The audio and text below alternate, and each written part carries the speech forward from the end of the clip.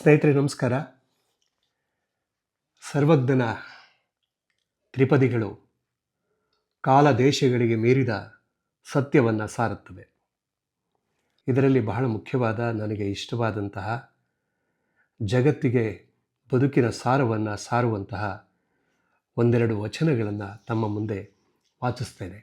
ಮಾತು ಮಾತು ಮುತ್ತು, ಮಾತು ಮೃತ್ಯು. ಮಾತು ಒಳ್ಳೆಯದು ಮಾಡುತ್ತೆ, ಮಾತು ಕೆಟ್ಟದ್ದು ಮಾಡುತ್ತೆ. ಮಾತು ಹೇಗಿರಬೇಕು ಎಂಬುದನ್ನು ಸರ್ವಜ್ಞ ಹೀಗೆ ಹೇಳ್ತಾನೆ. ಸಾಮಾನ್ಯವಾಗಿ ಈ ಒಂದು ವಚನವನ್ನು ಎಲ್ಲರೂ ಕೇಳಿಯೇ ಇರ್ತಾರೆ.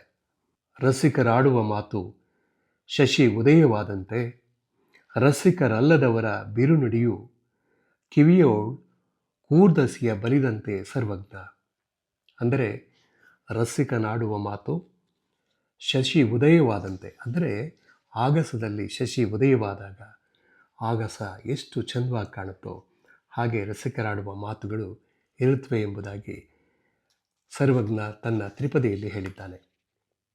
ಇನ್ನೊಂದು ವಚನ ಮಾತಿನ ಬಗ್ಗೆನೇ ಇದೆ. ಅದೇನು ಅಂತ ಹೇಳಿದ್ರೆ, ಸಾಮಾನ್ಯವಾಗಿ ಮಾತನ್ನು ಬೆಳೆಸ್ತಾ ಹೋದರೆ ಅದರಿಂದ ಒಳ್ಳೆಯದು ಆಗಬಹುದು, ಅದರಿಂದ ಕೆಟ್ಟದ್ದು ಸಹ ಆಗಬಹುದು.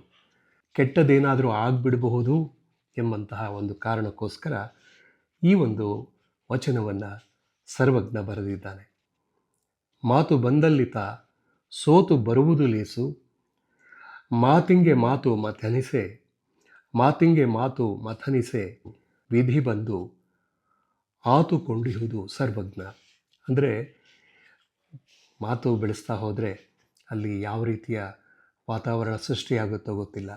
ನಾನೇ ಹೆಚ್ಚು, ನಂದೇ ಸರಿ, ನಾನು ಹೇಳಿದ್ದೇ ಸರಿ, ಈ ರೀತಿ ಮಾತುಗಳು ಬಂದಾಗ, ಯುದ್ಧಗಳು ಶುರುವಾದಾಗ ಮಾತನ್ನು ನಿಲ್ಲಿಸಿ ಎದ್ದು ಹೋಗೋದೇ ಬಹಳ ಒಳ್ಳೆಯದು.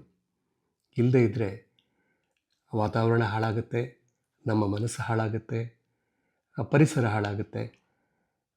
ಮಾತು ಬೆಳೆದು ಅನಾಹುತಗಳು ಆಗೋದಕ್ಕಿಂತ ಮುಂಚೆ ಮಾತನ್ನು ನಿಲ್ಲಿಸುವುದು, ಆ ಜಾಗವನ್ನು ಬಿಟ್ಟು ಹೋಗುವುದು ಬಹಳ ಒಳ್ಳೆಯದು ಎಂಬುದಾಗಿ ಸರ್ವಜ್ಞ ಈ ವಚನದಲ್ಲಿ ಹೇಳಿದ್ದಾನೆ.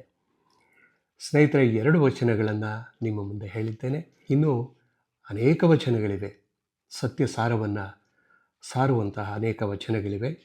ವಚನಗಳನ್ನು ಮುಂದಿನ ವಿಡಿಯೋದಲ್ಲಿ ವಾಚನ ಮಾಡ್ತೇನೆ. ನಮಸ್ಕಾರ.